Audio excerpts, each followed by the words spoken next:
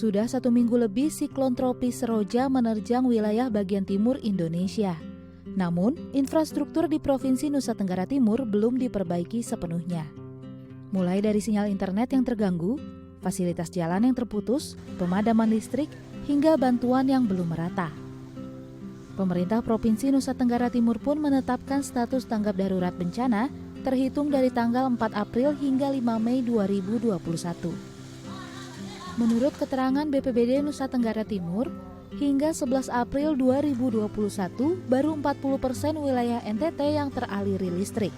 Masih ada 1.000 gardu listrik yang rusak dan belum diperbaiki.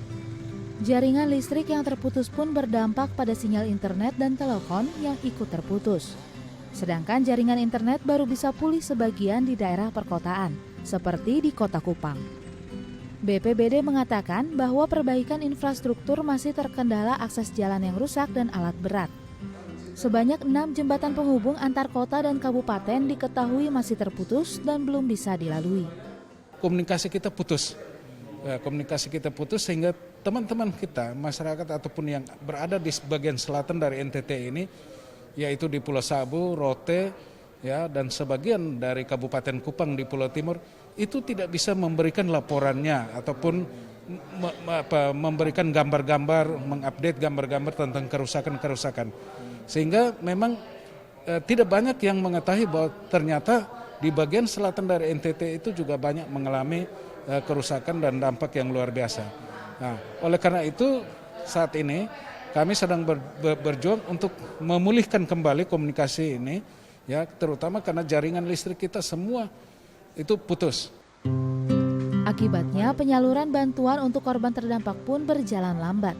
Bahkan jaringan telekomunikasi yang terganggu menyebabkan pendataan wilayah terdampak kurang akurat. Isyak Nuka juga mengungkapkan banyak daerah yang baru bisa melaporkan dampak siklon Seroja di hari keempat setelah kejadian, seperti di Pulau Rote, Pulau Sabu, dan Kabupaten Kupang, yang juga mengalami kerusakan cukup parah.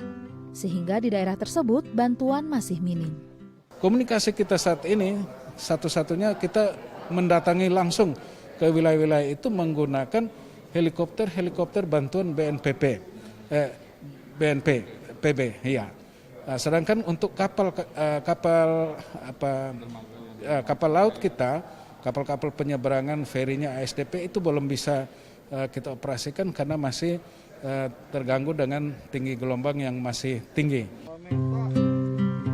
Tidak hanya bantuan yang terhambat, buruknya akses telekomunikasi juga mengganggu hak pendidikan anak-anak di pengungsian darurat.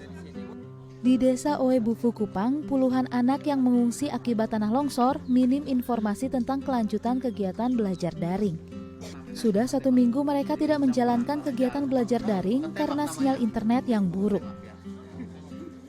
Saat ini kan kami di pengungsian, jadi kan untuk pendidikan ini kan belum. Kan sekarang selama ini jalan 1 tahun kan semuanya harus di online.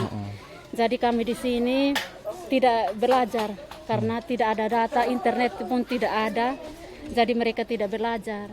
Maka saat ini kami orang tua, kami mohon kalau bisa mereka bisa dapat pulsa data untuk mereka bisa belajar.